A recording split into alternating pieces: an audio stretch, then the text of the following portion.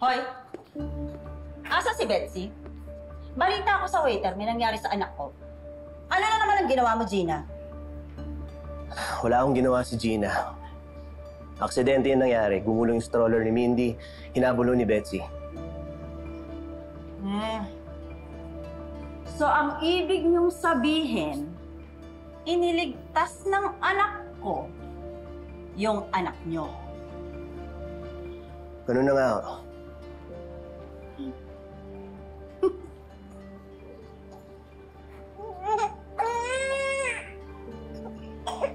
Tingnan mo nga naman Gina.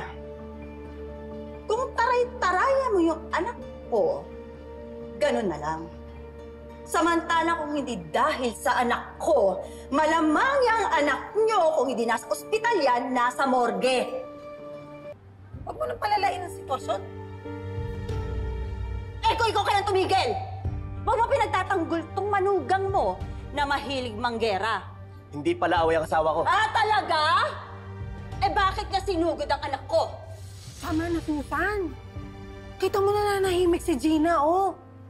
Ikaw diretso pa rin yung ratsada ng bibig mo. Samahan na lang kita sa loob, dun sa anak mo kasama si Robert. Feeling close? Hoy! Kayong dalawa, pag oras na may masamang nangyari sa anak ko, mananagot kayo.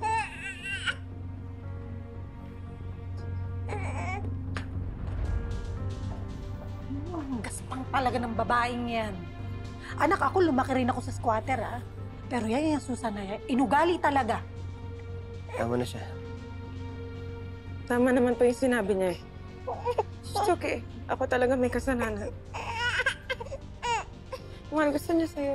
Kunin mo na lang una. Mindy, anong gusto? Hindi na.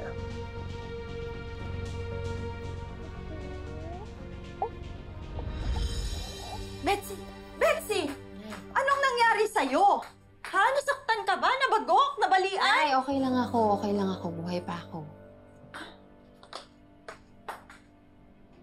Masama bang mag-alala ako sa'yo? Robert, pagsabihan mo naman ang anak mo. Huwag mo nang awayan si Robert. Sige na, bumalik ka na dun kila Emma at Alice. Mag-enjoy ka sa party. Okay lang ako. Ayan. Kaya namimihasa si Gina eh. Napakabait mo kasi. Parang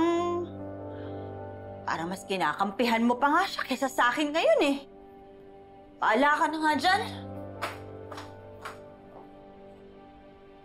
Pasensyahan mo na si nanay. Ganun lang talaga siya. Parang nanay na aso na umaatake para protektahan yung tuta niya. Ha?